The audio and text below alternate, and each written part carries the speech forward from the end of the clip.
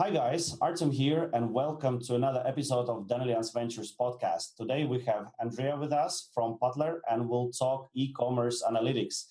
I have a funny story how I actually got to know about Putler. I worked with a project where a few Etsy stores were involved, also Shopify store and so forth, and I wanted to find a solution which would allow me to see all the shops, and see how they're performing, see how business is performing, month to month in different channels, but also, I wanted to be able to dive into a specific shop and see how that performs. And then all of a sudden I landed on the landing page for Putler and, became a paying customer. So I thought it'll be really nice when I found out, especially that the startup is based in India. I thought that's even more exciting because I would be able to talk a little bit more about startups in India and how the tech sector, is doing in India. But Andrea, thank you very much for participating in the podcast. Please tell me a little bit about yourself and the company. Hi Artem, thank you for having me on the podcast. Firstly, I am the head of growth for. So basically, I look at all the marketing activities. I look at the customer acquisition. I also look at the customer relationship for Butler. I'm also like a decision maker in where the product is going. So what the features will be, what are the trends. All in all, just being, owning the product. That is what I do at Butler. About the tool, the way that you introduced it, I think that is a perfect introduction of the tool, where we at Butler do business analytics, and what we wanted to do is we wanted to give entrepreneurs one window where they can, pull in all their data and see a holistic view of their business. Okay, so basically Butler will connect, it brings in, payment data from the payment gateways, it pulls in your transactional data from your e-commerce platforms, and it also pulls in, the traffic data, the website traffic data from GA. So it brings in all this data, processes it, and cleans the data, removes the duplicates, and shows you the reports. The main idea of Butler is not to show you reports, but give you insights to grow your business. So that was a whole thing about Butler and what we are doing here. Thank you very much. That's a very good intro. And you're based in India, right? The company is based in India. How old is the company, if I may ask? We started off way back in 2010. So it's 10 years now. Yes. And we are based in Mumbai, India, and it's like a booming sector for the tech here. And startup scene is really growing up. A lot of e-commerce websites. In fact, we get a lot of customers from India itself because there are a lot of tech startups which have been, booming up. People who are doing freelancing. So, all these sectors are really growing in India. Yeah. Okay, that's good. But when you think about it, can you tell me a little bit about the founding of the company? You mentioned that it started in 2010. Did somebody, have a aha experience where they're like, okay, I want to do this, and how was it funded? Were you guys able to fund yourself, or did you have some help maybe from private investors? How does that work in India? Yes. So we started off we just entered the entrepreneur, we were entrepreneurs, and we started off selling products basically in 2009, and we started off selling products on a platform known as eJunkie. Okay, and the payment gateway we used was PayPal. So being like fresh entrepreneurs, we wanted to know how much sales we're making, who are our customers, so. It was very difficult. eJunkie did not have a reporting platform then, and we had to depend completely on PayPal. Okay. So whenever a sale was made and when we wanted to know, we had to log into PayPal. And if people have used PayPal then, they know that it was really slow. You had to go into, you had to go into a dashboard. You had to find your sales, look at it. And it became kind of, a lot of wastage of time there. It became frustrating frustrating sometimes, logging into PayPal. So we ended up logging into PayPal 12 times, 13 times a day. And it was like, we have to have a solution which will just give me the numbers right off the bat. Okay, so we tried searching for a solution, and funnily, there was none. Like, we couldn't find a solution which could show me numbers or show me sales. So, being a tech company, what we thought was we just created a PHP script which would hit the PayPal API and give us sales. Okay, and once we got that, we felt, okay, I want to know who are the customers, which product was selling. So we started making a prototype. We created a prototype for Butler, and we liked it. So we just gave that prototype to other customers. So and all these customers that we had were entrepreneurs. So we felt that they would have a similar need, a similar requirement. So we just gave them a prototype for free, asked them for feedback. They used it, and they started coming up with feature requests. We want. So, and it was from these customers that they said that there's nothing out there like Butler. Okay, nothing is showing me data from multiple sources. If I'm having multiple websites that entrepreneurs tend to have, where they have multiple Etsy or multiple Shopify, there's nothing showing me data from all these sources at one place. So why don't you monetize on this tool?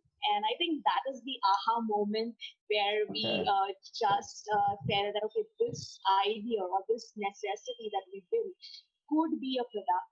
And I think that is when we built a desktop app. So Butler was basically a desktop app in 2010. Okay. Yes. So it was a desktop app only for PayPal, and we didn't do a lot of marketing for it. It was our first customers were the people who used it, who had a feedback, and they were ready to pay for it. So, we did some Sumo deals. We also did some internet marketing forum deals. And I think it solved a grave problem which people were facing. Nobody was solving it. And that is how, Butler came to be. So 10 years, desktop app. In these 10 years, we have grown to a web app. So what you see today is Butler as a web app. We also have a Chrome extension. And from just being a PayPal app, today we are supporting around 17, integrations. So I think that is the leap that Butler has taken. And we're just happy, solving this problem that even today, I don't think there is any other tool that solves it as widely as Butler. We are just happy solving it. We are giving the entrepreneurs one view of their data. So that was, and we are bootstrapped. We are not funded by any VC. So we are bootstrapped. We build a product. We treat our customers like family. We'll ask them for feedback. And I think whatever feedback they give is very important for us. So we take that and we think about features and we try to give in more to the customer in that way. Very good, very good. I remember I saw a review of Butler because obviously, when people, especially tech-savvy people, they see different tools. First of all, they start searching for reviews, just trying to find out what people are saying about the product. And I remember somebody wrote a review about your product saying that this product saved my shop in Etsy or something like that. Yeah. And I was like, wow, yeah. that's really really good feedback. I should definitely give it a try, and I like it. And I think there are similar maybe tools. I mean, like you could, for example, connect all the different APIs if you know how to do it to, for example, Data Studio, right? If you know how to do things yourself. But for people who are not tech savvy, you just click connect a few times, you wait for the data to arrive to your server, and then you will be able to, drill down and so forth. And you have a nice Chrome extension that you can install and use in Etsy, for example. If it sees email address on the page, it will be able to tell you customer information. So if you are answering like Etsy support questions, you will be able to see like, hey, this guy ordered from us, like 20 times, very important customer and so forth. So I like the product for sure. And it's really interesting that you didn't actually get any money. You bootstrapped it yourself, right? Correct. And so how many people are working now for the company, if I may ask? We are a small company. We only have a team of seven who work on Butler. We have other brands. Like we have a brand on a store apps for. We basically do WooCommerce plugins there.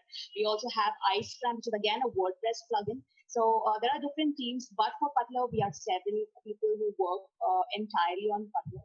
And I think we are closely knitted. We don't have levels, or we don't have that kind of bureaucracy that comes with a bigger company. So I think that is also a key pointer why Butler takes fast decisions, and we are growing, and we are more at same level. Yeah, of course, and I mean, small teams are wonderful, especially Correct. there is I guess there is a sensation of doing something together, like really pushing forward. Because if you have a huge company, if there are like hundreds of people working, it's very hard to feel that you're part of the team and you're working together. It's more of bureaucracy, meetings about meetings, and so forth. Yes. So it's understandable. But are you guys profitable? Are you you know Yes. are you able to Yeah. sustain yourself perfectly based on the revenue coming from the Butler itself? Yeah, so we are profitable because it's a SaaS. And what you've seen in Bundler is once a person, becomes a customer, he remains a customer. They don't churn out unless they are, shutting down their business or there's something major. So I think we are blessed with customers, and we just try to solve issues or make features that are not available elsewhere. I think that is where the key lies, and that's how we become profitable.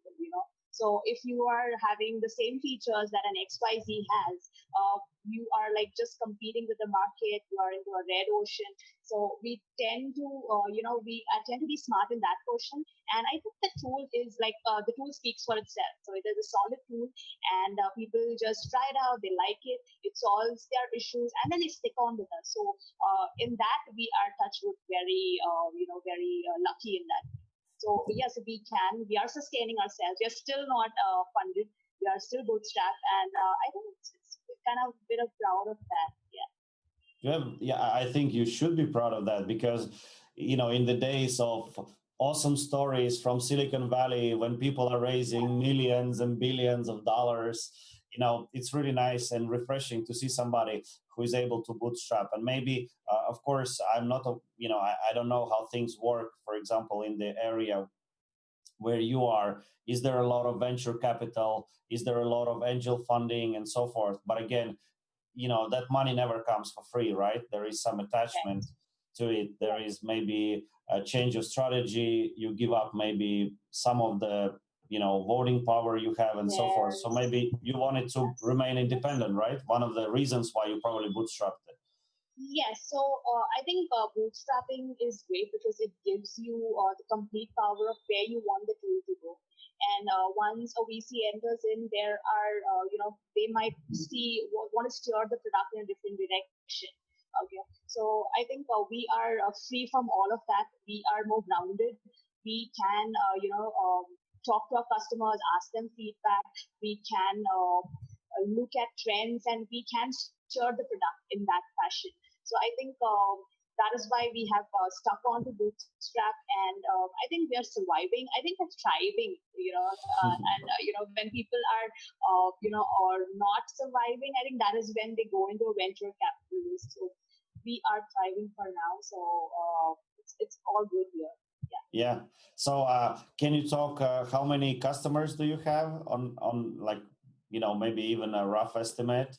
Are we talking Yes. hundreds or? Yes. So for now, we have people around 7,000 people have tried out Butler. So they have been, we started with a free trial. So that is the ratio that around 7,000 people have tried it out. We have around 1,000 customers who are paying. Okay. And there are also people like if suppose you are the customer and you must be having teammates. Okay, so we are also like Padla is not a tool just for the founder.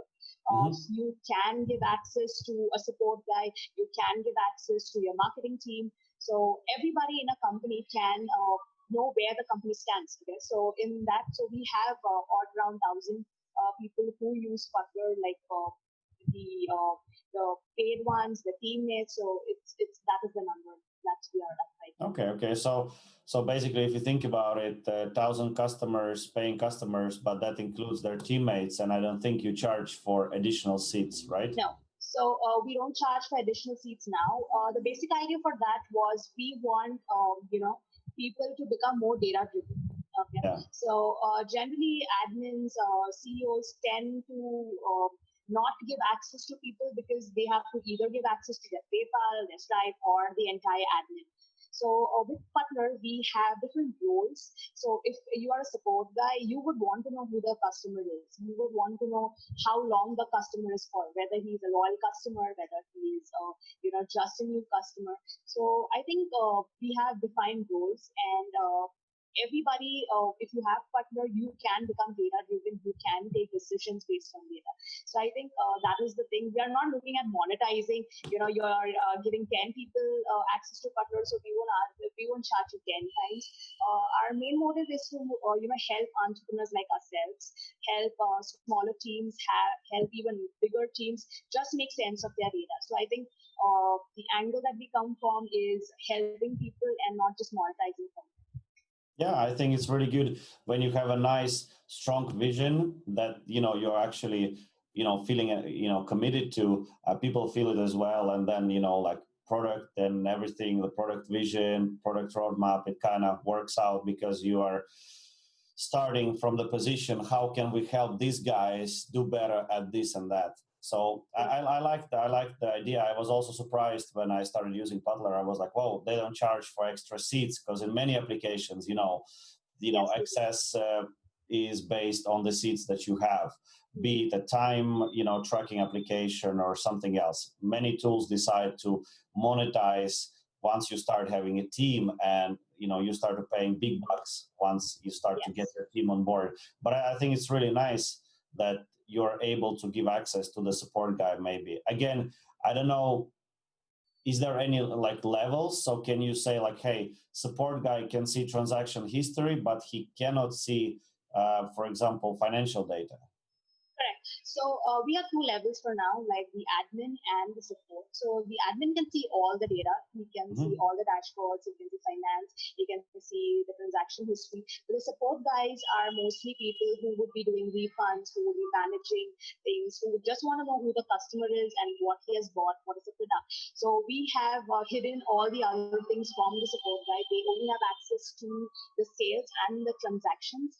That are not the KPIs, but only only the list where they can't see any of the financials. They can only see the transactions for everyone. Mm-hmm. Yeah, so it's completely secure in that portion, and I think that is the main reason why people even give a support access of Butler. Yeah. I think it makes a lot of sense. And then in the end, there has been a push in a way for transparency in companies, right? I mean, in a small company, you might be a little bit unwilling, to give maybe access to financial information. But once it gets big enough, it's just a random data. Nobody really cares about it from that perspective. Like, oh, the founder is making this much money. I gotta ask for another raise. So at some point, it just becomes numbers, and everybody wants to just strive and do better. But it's really good. I noticed that you mentioned that you used the AppSumo at some point or something like that, right? At some point for marketing. So basically, you had a product ready and you wanted to get some people on board, and you were trying different tactics, right? So you were probably trying, I'm sure you tried maybe paid advertising, right? Maybe you tried, I don't know, please shed a little light on it.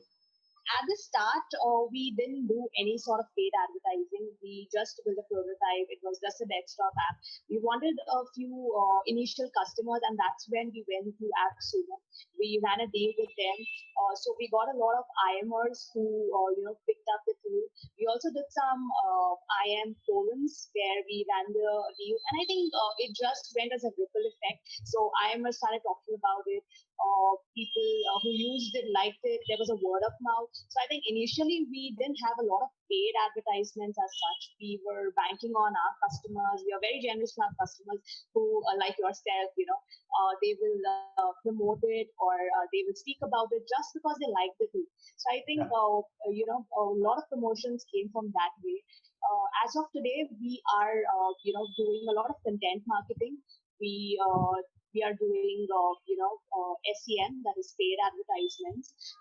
We are also into email marketing, sometimes even cold emails, but to a targeted segment. Okay, so we are analyzing who our customer can be, what their problems are. They have multiple websites, and we know that okay, we are the tool which can be useful to them. So we're not just bombarding emails to anyone in random.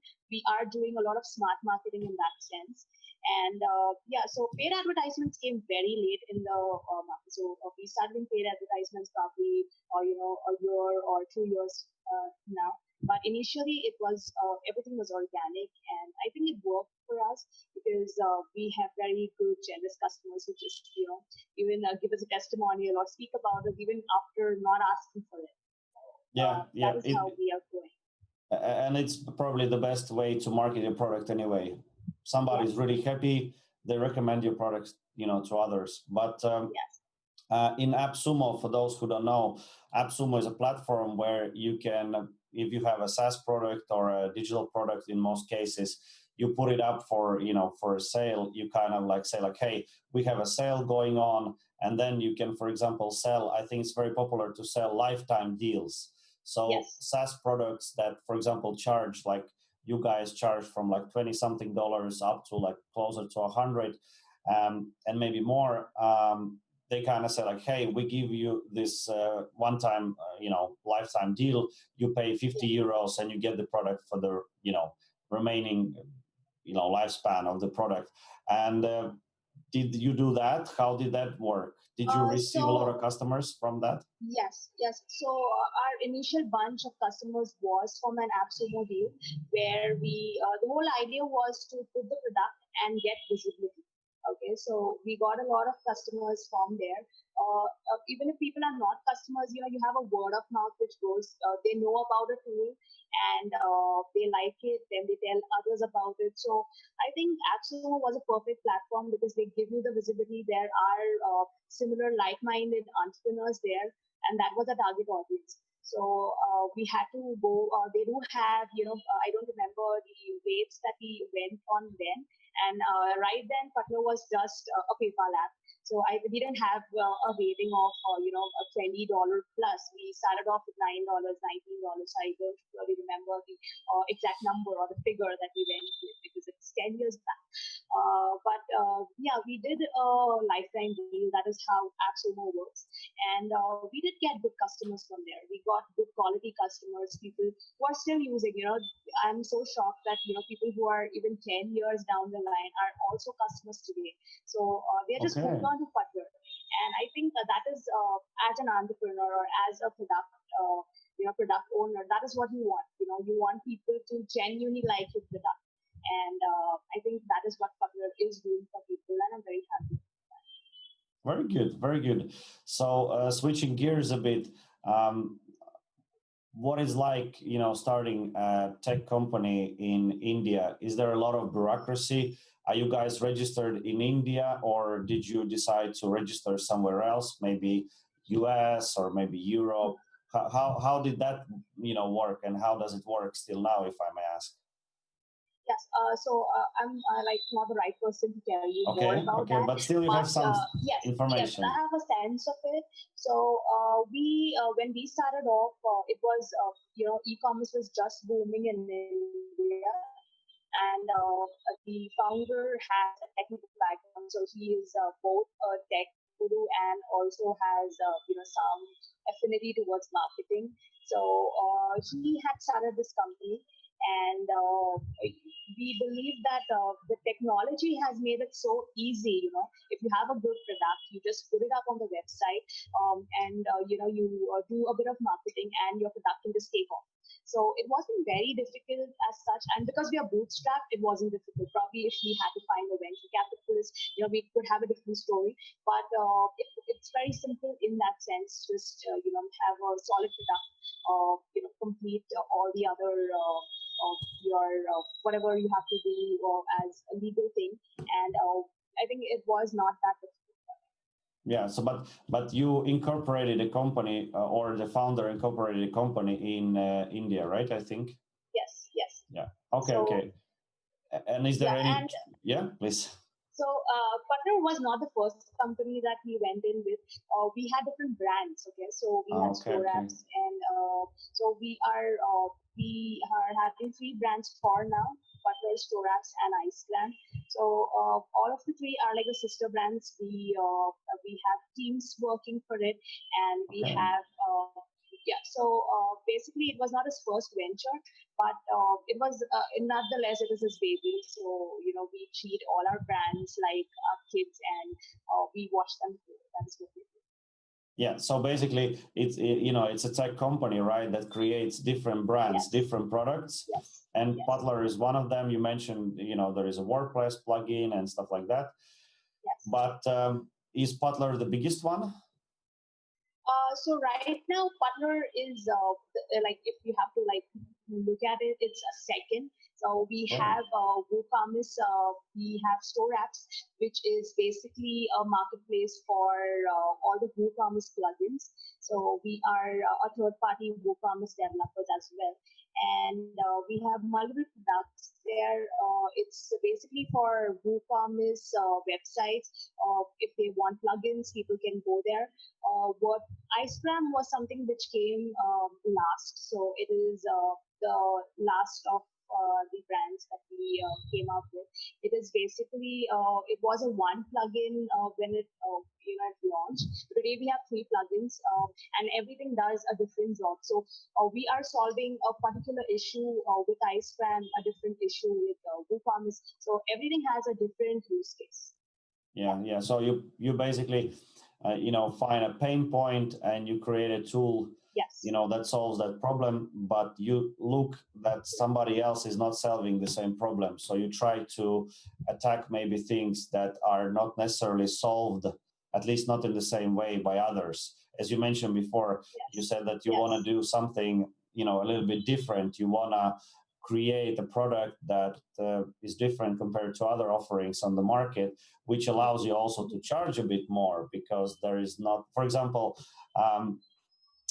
if you compete with, I don't know, like WooCommerce on WordPress, if you create a competing plugin, if there is already a WooCommerce plugin that solves, the needs, then it's very unlikely that you will get a lot of traction. And for example, I found your product because I was searching and just Googling how to connect multiple Etsy stores to a dashboard, and was just Yes. trying to find dashboards. There is a lot of like data dashboards for websites. I mean, there is a lot of Mm-hmm. those.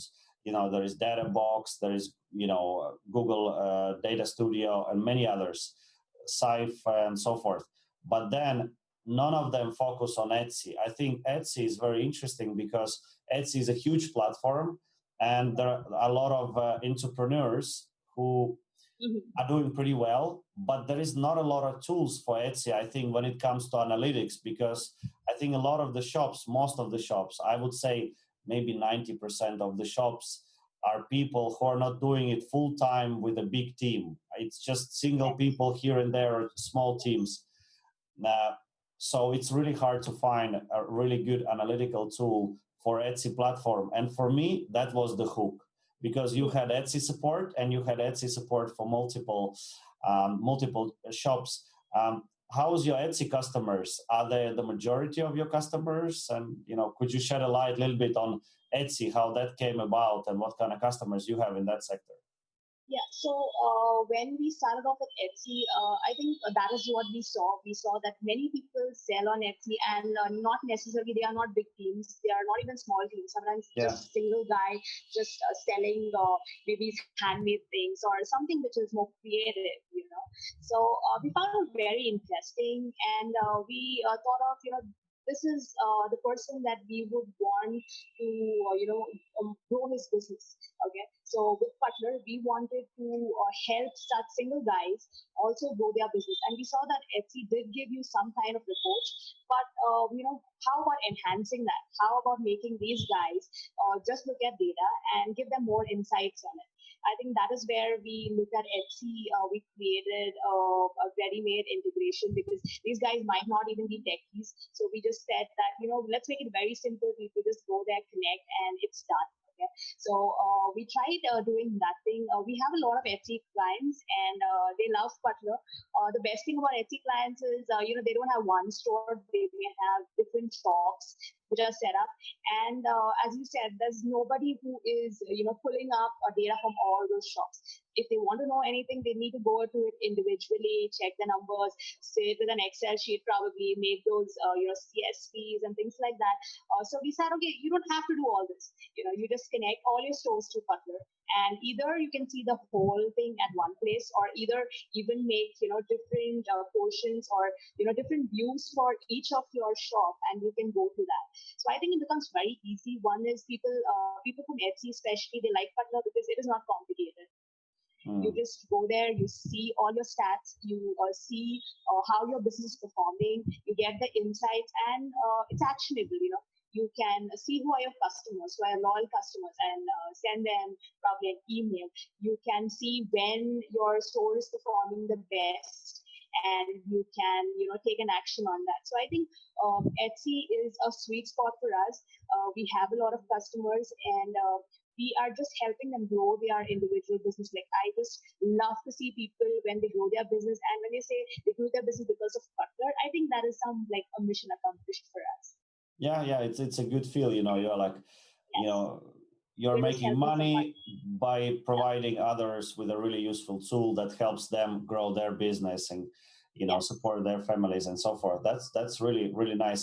Uh, I think amazing feature that I am personally, if I can, put on the wish list for Butler. There is one thing missing to make it the best. One thing missing, I Okay. think, to make it the best. And um, you already have connection to the Shopify and WooCommerce and Etsy. Mm-hmm. But one thing that would truly, I think, make me want to even pay more is if I'm able to manage inventory across shops. Now that would Yes. be a killer feature. Yes. So this is not the first time I'm hearing this. So I do a lot of customer, calls to them, and people have come up with this. So I have been steering Butler in that direction. I am, I do recognize that it is for physical products.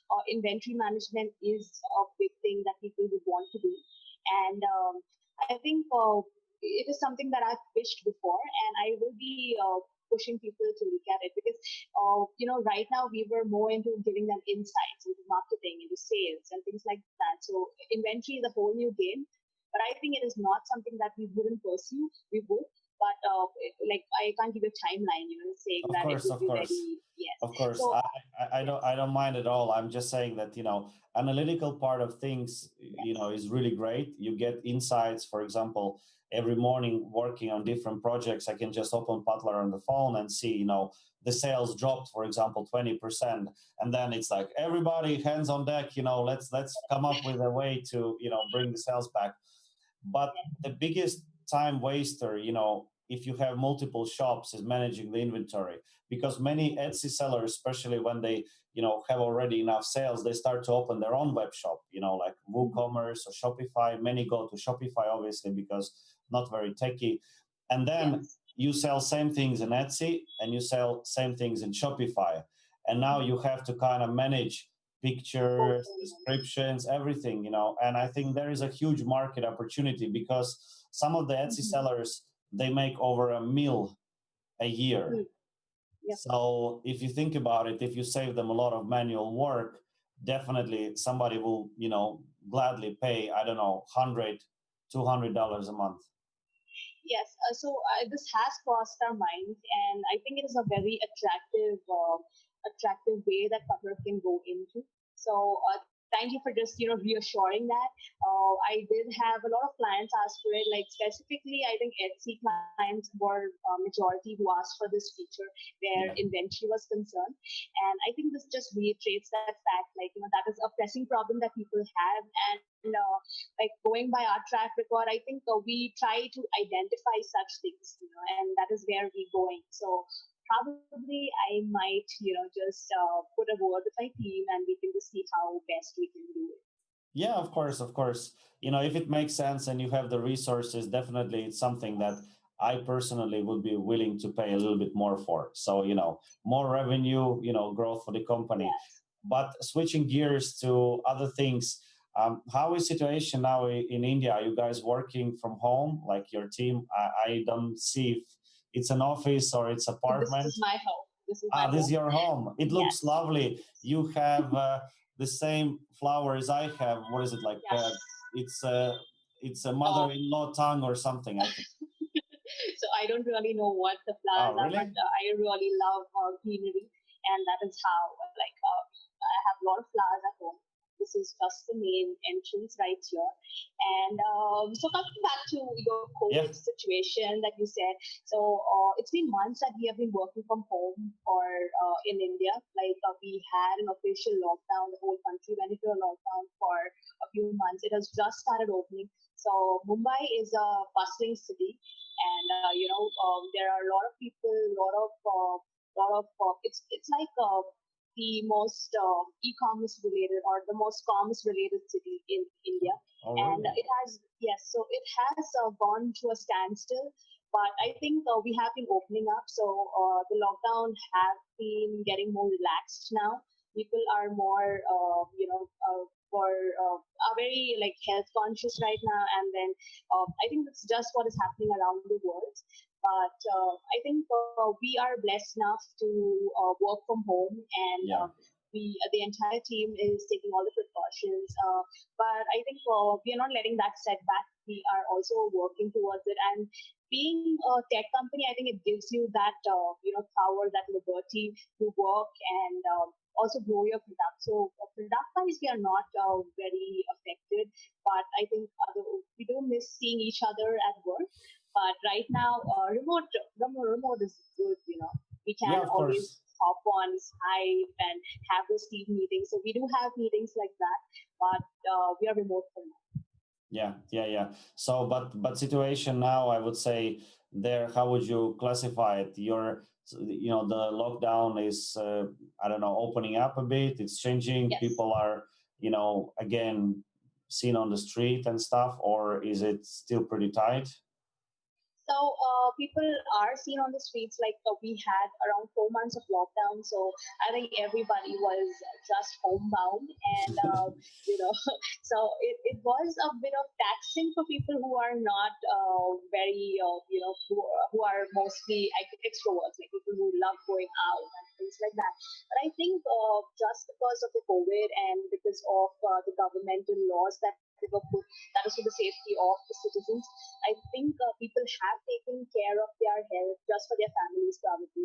And now that it is relaxed, people are moving out, but it's not the 100% of Mumbai that it would be. So we are just opening up, and I think the conditions will improve. So day and day, things are improving, and I'm just looking forward for when the city will again be at its fullest glory. Yeah, for sure, for sure. Same here. I actually already went to a cinema. Our lockdown is pretty Oh, much. I live in Helsinki, Finland, and the lockdown is over. People are just amazing. they flooded the bars, the cinemas, just crazy. And most importantly, I went with my son to like amusement park, and Mm-hmm. it was packed. I've never seen it, like never seen it so full. I'm sure kids were just sitting at home, just so tired, so Yes. bored. And now Yes. when the lockdown is over, they're like, let's go to amusement park. And the prices in amusement park, I think they went even up maybe because of the surge Mm-hmm. in demand. But yeah, for some businesses, COVID has been terrifying and really scary. Right. And for Mm-hmm. some businesses again that work in e-commerce, there has even been a surge. in amount of sales and so forth. And I'm sure for you guys, you are in a very good segment because you can work from home and you work in e-commerce. And usually when Main Street is closed, when normal shops are closed, e-commerce picks up. So there is more demand for analytics. There is more demand maybe for understanding what is happening, which products are growing, which products are not doing so well, and so forth. But that's very good. That's very good. I guess that's it for me when it comes to this interview. I had so much fun talking to you. You're a very happy and very positive person. I really, truly enjoyed our interview. It's very good to also know a little bit more of how things are, in India when it comes to startups, but also just in general, how people are feeling. But I'm glad you're doing well. Your company is growing.